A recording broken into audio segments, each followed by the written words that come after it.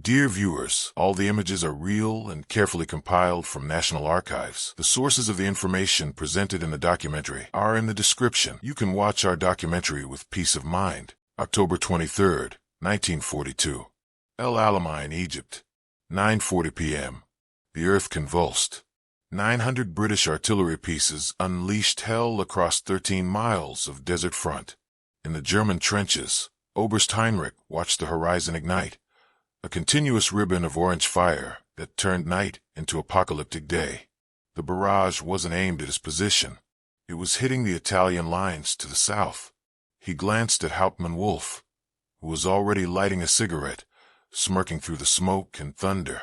"Give them 20 minutes," Wolf shouted over the roar. "The Italians will be running back to Rome by midnight." It was the same joke they'd told for months, the same dismissive laughter that echoed through every Wehrmacht officer's mess from Tobruk to Benghazi. But tonight, that mockery would die in the sand alongside 9,000 men who refused to run. The jokes had started long before El Alamein. They began in the mountains of Greece in 1940, where Italian divisions had stumbled backward against a Greek army a fraction of their size. They continued in Libya, where British and Australian forces had torn through 10 Italian divisions in 2 months, capturing 130,000 prisoners while suffering barely 2,000 casualties. In German command posts from Berlin to Benghazi, the verdict was unanimous and merciless. The Italians couldn't fight. Wehrmacht officers traded the stories like currency. How Italian tanks broke down more often than they fired. How Italian artillery crews abandoned perfectly good guns at the first sign of trouble.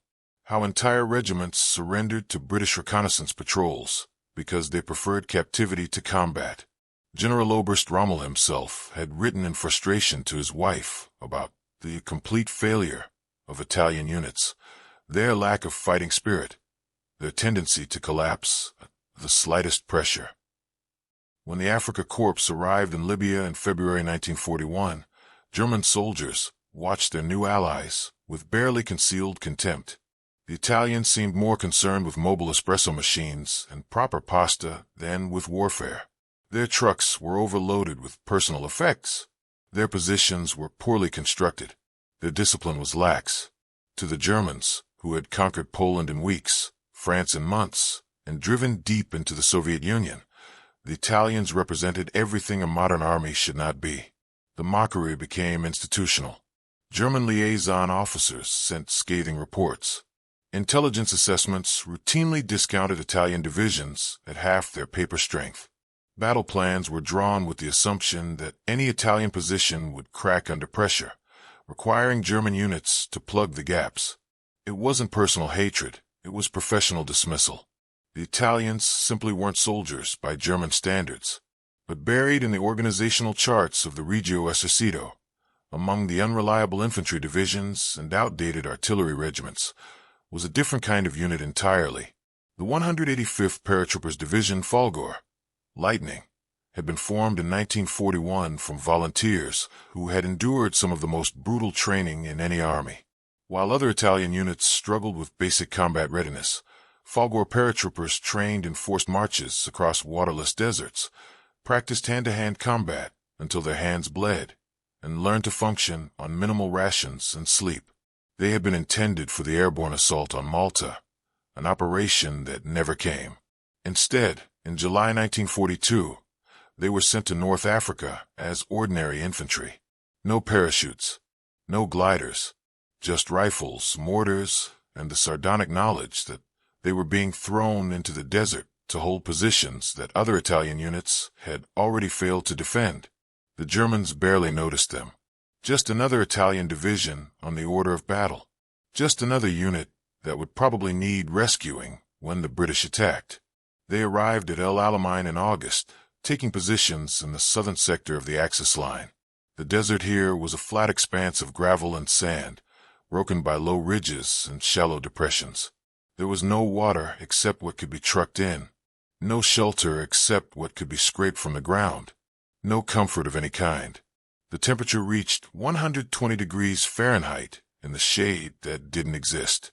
Rommel's defensive strategy was straightforward: Create a fortified line stretching from the Mediterranean coast to the impassable Qattara Depression, 40 miles south. Plant 500,000 mines in front of it.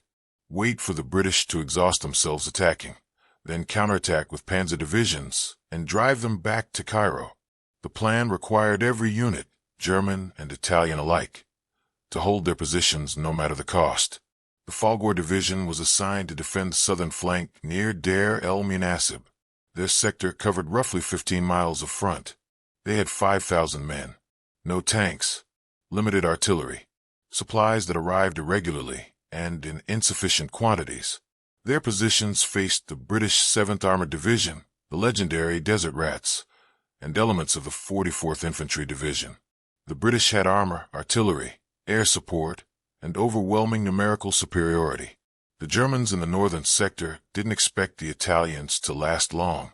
By October, both armies were preparing for the decisive battle. British General Bernard Montgomery had assembled 195,000 men, 1,029 tanks, and 2,311 artillery pieces. Rommel commanded 116,000 men, half of them Italian, with 559 tanks and 1,219 guns. Montgomery's plan was methodical, a massive artillery barrage, followed by infantry assaults to punch through the Axis line, then armored exploitation to destroy Rommel's forces in mobile warfare. The offensive began on the night of October 23rd with the largest artillery bombardment the Desert War had seen. For 20 minutes, British guns pounded Axis positions with high explosive and shrapnel. The concussion could be felt 15 miles away. Dust and smoke obscured the stars. The sound was continuous, overwhelming. Not individual explosions, but a sustained roar that seemed to shake the planet itself. In the northern sector, German troops pressed themselves into their dugouts and waited. They had experienced Soviet artillery barrages on the Eastern Front. This was comparable. Terrible, but survivable if you stayed deep and didn't panic. In the southern sector, the Folgore Paratroopers experienced the same hell. Lieutenant Vittorio Bignami crouched in a slit trench with 3 of his men as shells burst around them. Sand cascaded down from the trench walls with each nearby impact. The air tasted of cordite and dust. Private Giuseppe Rossi, 19 years old, from Naples, was praying in a continuous whisper. Corporal Franco Moretti checked and rechecked his rifle bolt, a nervous habit he couldn't break. Bignami wasn't thinking about the German mockery or Italian military failures. He was thinking about his men, about the British infantry that would come when the barrage lifted, about how much ammunition they had and how long they could make it last. The barrage shifted south at 10 p.m., walking across the Folgore positions with methodical precision. British forward observers adjusted fire based on aerial reconnaissance photos. Every suspected machine gun nest, every mortar pit, every command post was targeted. The paratroopers endured it because there was nothing else to do. Some died in direct hits. Most survived, deafened and shaken but intact. Then the British infantry came forward. The 44th Infantry Division advanced under cover of the bombardment, crossing the minefields through gaps cleared by engineers. They expected token resistance, followed by mass surrender. The first wave reached the Folgore wire at 10:30 p.m. Bignami waited until the British were 30 yards out before ordering his section to fire. 8 rifles opened up simultaneously. The British infantry went to ground, returning fire. More Italian positions revealed themselves, creating interlocking fields of fire that caught the attackers in a crossfire. A Breda machine gun team opened up from a camouflage position, raking the British line. The attack stalled. British officers rallied their men for another push. Italian mortars, pre-registered on the approaches, dropped rounds into the assault. The British pulled back to regroup. It wasn't supposed to go this way. These were Italians. They were supposed to break. At the German headquarters 15 miles north, reports filtered in about the British attack in the southern sector. Oberst Heinrich studied the map with Hauptmann Wolf. The Italians are in contact, Heinrich noted. Heavy fighting reported. Wolf waved dismissively. Give it until dawn. They'll fold when they see how many British there are. But dawn came, and the Folgore positions still held. October 24th brought renewed British attacks. Montgomery's strategy called for continuous pressure. If one assault failed, launch another and another, until the defenders broke from exhaustion. The 7th Armored Division moved forward to probe the Italian flanks, while infantry attacked the center. The Folgore met each attack the same way. Disciplined fire, no panic, no retreat. They fought from trenches and sangars, circular stone breastworks that provided cover in terrain too hard to dig deeply. When British tanks approached, Italian anti-tank crews engaged with 47mm guns that were obsolete by German standards, but effective when well handled. Lieutenant Bignami's section repelled 3 separate assaults that day. By evening, they were down to half their ammunition. No resupply had arrived. Water was rationed to half a canteen per man. Casualties were mounting, not from being overrun, but from sustained artillery fire and the grinding attrition of continuous combat. In the German sector, the reports from Folgore were becoming harder to dismiss. The Italians are still fighting, a liaison officer reported to Heinrich. The British haven't broken through their line. Heinrich frowned. How long can they hold without support? They haven't requested support, Herr Oberst. They're holding independently. Wolf lit another cigarette, but the smirk was gone. By October 26th, the situation was becoming critical across the entire Axis line. Montgomery's main effort in the north was grinding through German and Italian positions with sheer weight of numbers. Rommel, who had been in Germany on sick leave, rushed back to take command.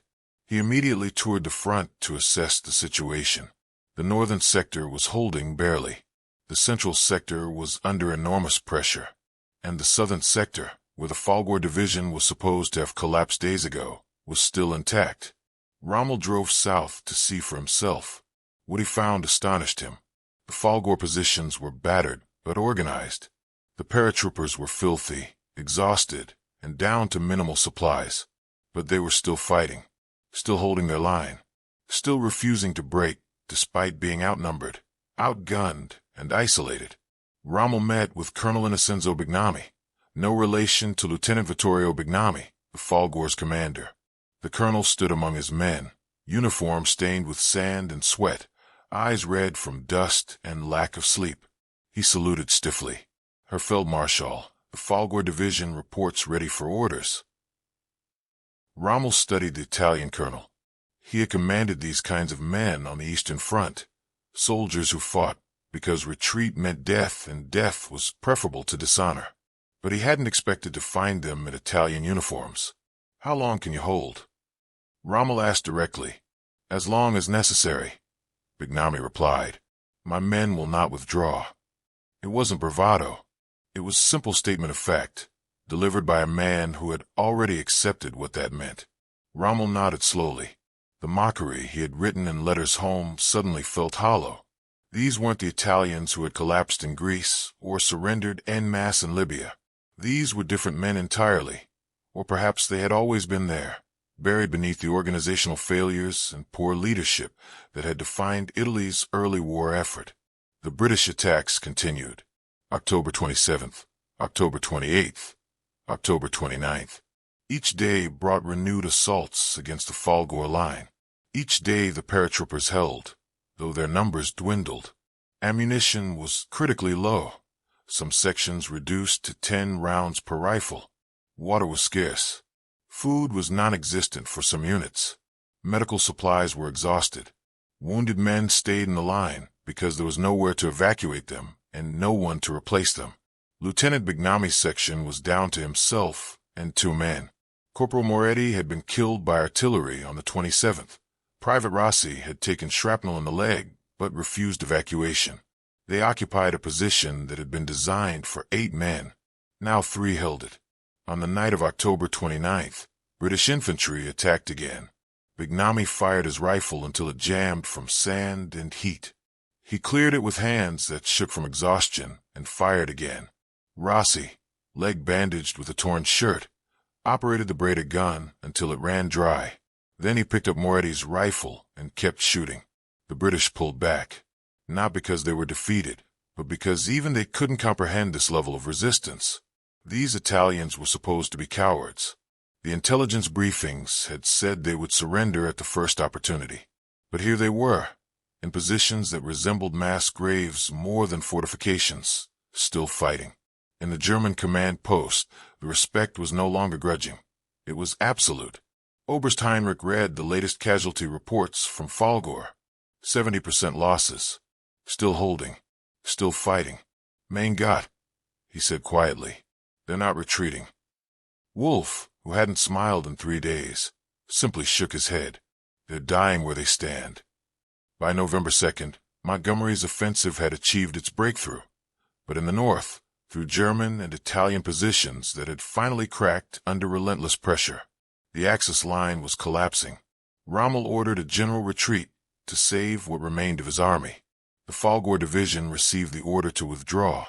By this point, they numbered fewer than 300 combat-effective men from the original 5,000. They had no vehicles. Most had no boots, their feet wrapped in canvas torn from tents. They had no food, almost no ammunition. They had held their positions for 11 days against attacks that should have overrun them in hours. As the survivors pulled back on the night of November 2nd, British patrols moved cautiously forward to occupy the abandoned Italian positions. What they found shocked them. The Folgore trenches were filled with dead.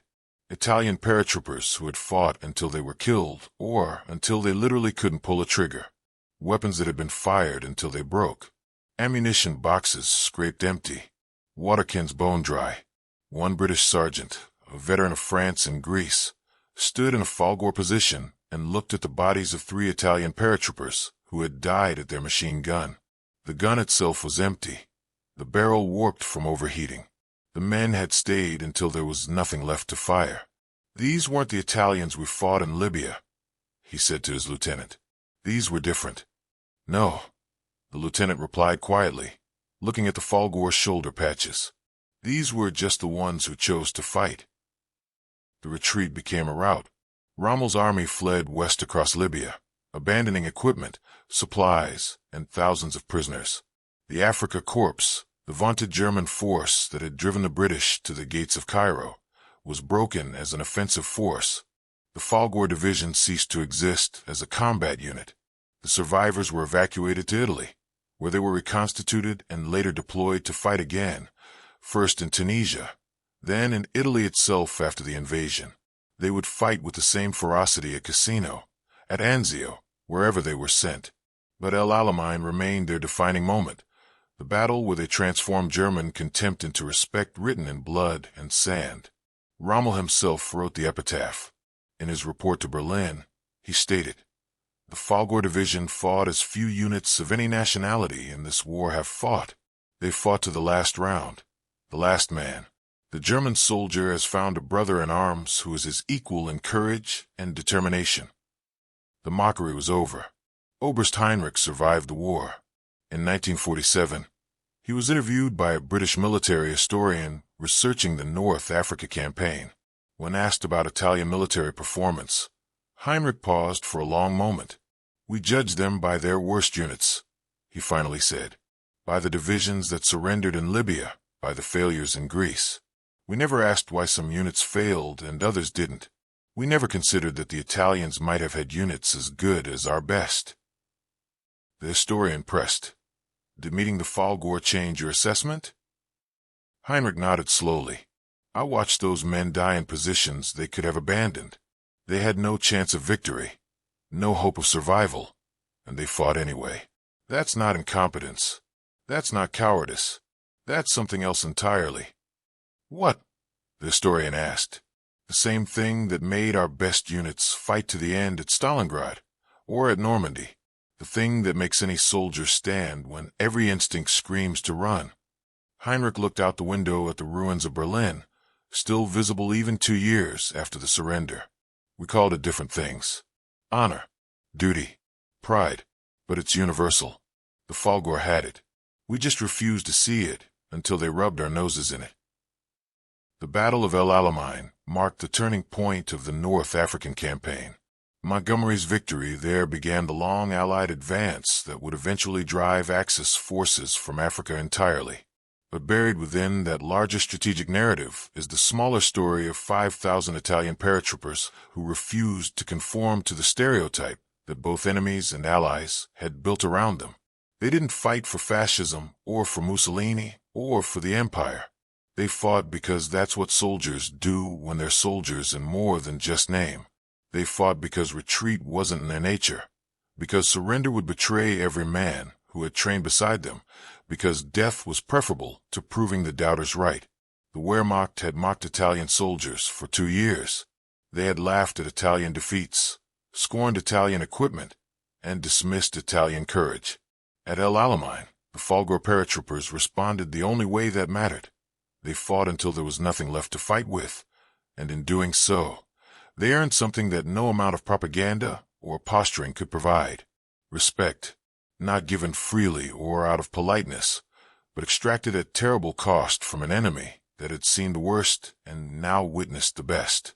The Germans stopped laughing because the Folgore gave them nothing to laugh at, only a mirror reflecting what German troops themselves aspired to be. In the years after the war, veterans from both sides would occasionally meet at reunions and historical conferences. German and British soldiers who had fought at El Alamein shared stories and perspectives. When the Folgore came up, as it always did, the tone changed. Men who had been enemies found common ground in acknowledging what those Italian paratroopers had accomplished. One such meeting in 1963 brought together Heinrich, now a retired schoolteacher, and several British veterans of the 44th Infantry Division, over wine that both sides agreed was inferior to what they'd drunk in their youth. They talked about the battle. "We thought you'd break them in a day," a British veteran admitted. "Our intelligence said the Italians wouldn't fight." Heinrich smiled ruefully. "Our intelligence said the same thing." "What made them different?" another British veteran asked. "The Folgore, I mean. Why did they fight when so many other Italian units didn't?" Heinrich considered the question. He had thought about it for 20 years. Training, leadership, unit cohesion, the same factors that make any unit good. He paused. But also something else. They volunteered. They weren't conscripts drafted into a war they didn't believe in. They chose to be paratroopers. That choice made them different from the start. A third British veteran, who had been silent until now, spoke up. "I was in the patrol that entered their positions after they withdrew. What I saw there." He shook his head. "Those men chose to die rather than fail. I've seen that kind of courage before, but never from troops we'd been told were worthless." Heinrich raised his glass. "To the Folgore. They taught us that courage isn't nationality. It's character." The glasses clinked in agreement. Former enemies united in honoring men who had been underestimated by everyone and had paid the price to prove everyone wrong. The story of the Folgore at El Alamein is not widely known outside military history circles. It's overshadowed by the larger strategic narrative of Montgomery's victory, Rommel's retreat, and the eventual Allied conquest of North Africa. But for those who study the battle in detail, for those who read the after-action reports and casualty lists and personal accounts, the Folgore stand emerges as one of the war's remarkable small unit actions. They held an impossible position against overwhelming odds with inadequate supplies and no hope of victory. They did it not because they were ordered to. Many orders in war are ignored or creatively reinterpreted, but because they chose to. Because surrendering would mean admitting that the stereotypes were true, that Italian soldiers were inferior, that they deserved the contempt heaped upon them. Instead, they died. Almost all of them. And in dying, they won something far more valuable than a tactical victory. They won vindication. They won proof that the failures of some Italian units reflected leadership and logistics and strategy, not some inherent flaw in Italian soldiers themselves. The Wehrmacht had mocked Italian soldiers. After El Alamein, they never did again, at least not the Germans who had fought alongside the Folgore or witnessed their stand. The mockery died in the desert alongside 9,000 men who had been underestimated by everyone, including their own high command. It's tempting to romanticize this story, to turn it into a simple tale of redemption and respect earned through combat. But the reality is darker and more complex. The Folgore's courage was real, but so was the strategic futility of their sacrifice. They held their line magnificently and died doing it, but the battle was lost anyway. Rommel retreated. North Africa fell. Italy itself was invaded. The Folgore's stand changed perceptions, but not outcomes. Yet perhaps that's the point. Perhaps the true measure of military excellence isn't victory, which often depends on factors beyond any single unit's control, but how soldiers conduct themselves when victory is impossible. By that standard, the Folgore paratroopers at El Alamein achieved something extraordinary. They fought not for conquest or glory or any abstract ideal. They fought to prove that they could, to demonstrate that Italian soldiers, given proper training and leadership and a reason to believe in themselves, could stand with any army in the world. And they did. In the worst possible circumstances, outnumbered and abandoned and doomed, they stood their ground and fought until there was nothing left. The Germans who had mocked them watched in astonishment. The British who attacked them learned to respect them. And history, which is often unkind to the defeated, has preserved their story as evidence that courage transcends nationality and that character matters more than equipment or numbers. The mockery ended at El Alamein. What replaced it was something the Germans understood instinctively, something they recognized because they saw it in themselves at their best: the refusal to break, even when breaking would be rational, even when survival demands it. The Folgore chose death over dishonor. In doing so, they became something their doubters never expected: unforgettable.